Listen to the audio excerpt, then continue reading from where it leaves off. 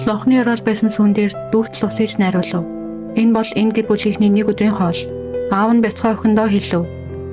Thick, juicy steak. Like this, Rose. Wow. I'm stuffed. Wanna give me a hand? Тэр бүх хоолоо охиндоо үлдээгээд үлдсэн хിവэрээ гэрээсээ эрт гарлаа. Эдийн засгийн хямралын үед цадтал хооллоход хансагдлал мэт байв.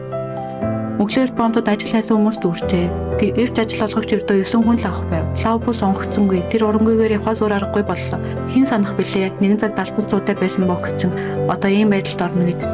Дөнгөж гэртээ ирээд хүүгээ гомцсон байдалтай булан сууж байхыг харав. Ширээнээр том хям байв. Лавбу юу ч хэлэхгүй хүүгээ дагуулan нэлхүүр явж хямыг эргүүлэн өв. Гэртээ харих замд хүүн найз нь хаа нэгтээ явсан тухай хэлв. Учир нь түүний эцэг хэн түүнийг тэжээх мөнгөгүй болж Лавбу хэсэг чимээг болоод хүүгийнхээ өмнө сууж амлав. Би та нарыг заавал харж хандах болно. Гэвч энэ амархан хэрэг биш шүү дээ. Гад болоход түүний төлөөлөгч түүн зориулж тулаан зохион байгуулжээ. Хожсон ч хожигдсон ч $50 авах байв. Тулааны өмнө төлөөлөгч Лавбугийн гарын хэмтлийг мэдээд ихэд уурсан ч тэдэнд буцхаарах байсангүй.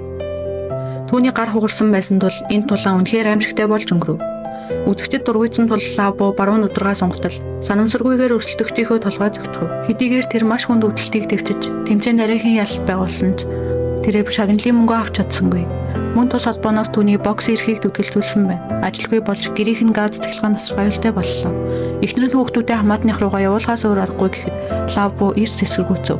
Учир нь тэр хүүхдээ амлсан байв. Би хүүхдүүдээ хизээч явуулахгүй гэж өөртөө амласан. Тэр гутлын нас гаргаж ирээд эхнэрээсээ гипсэн дээр нүрхэж өгөхийг хүсв. Ингэснээр түүний гимцэн гарыг хэн ч анзаарахгүй ба бонд дээр очиж азаа үзэхээр шийдэв. Хэд хоногийн дараа цахилгаан чинь гэрийнхэн тогийг салгажээ. Тэд 4 сарын цахилгааны мөнгөө төлөөгүй ба хэрв тэдний тогийг таслахгүй бол цахилгаан чинь ажлаасаа халагдах гэж. Тоггүй болсон тэд лаастааж халаалтгүй болсон учраас хашаага нурааж төлөв. Гэвч ингэсэн ч хүүхдүүд нь өвдөж эхэлв. Их хүний хувьд хүүхдүүдээ өөртөө хам завхыг харж төвчлөгүй. Бүх итгэл найдвараа алсан тэрээр хүүхдүүдээ хамаатных руугаа явуулахар шийдэв. Лавбу гэртээ ирээд их нэртэйгээ маргалдаж дараа нь хаалга саван гарч дуудав. Эхнэр нь Лавбу түүнийг орхиж байна гэж бодсон ч үнэн хэрэгтээ тэр сүүлчийн нэр төрөө орхин тусламжийн төвд очсон байна.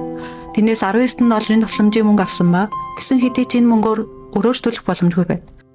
Эцэст нь тэр тансаг байртай боксын холбоонд очиж өмнө нь хамт ажиллаж байсан удирдлага хамтрагчдаасаа жаахан мөнгө өгч түнд энэ хүн үеийг давхад туслахыг хүсгэд зарим нь Лавбуг өрөвдөж тусламж үзүүлсэн ч зарим нь түүнийг үл тоож байлаа.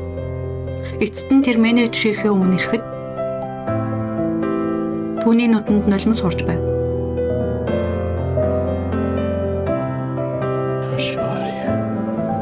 Менежер тувцсан мөнгийг нөгч Лавбу хүүхдүүдэд эргүүлэн авчих боломжтой боллоо. Лавбугийн гэр бүл арайхийн хахир өвлийг даван гарлаа.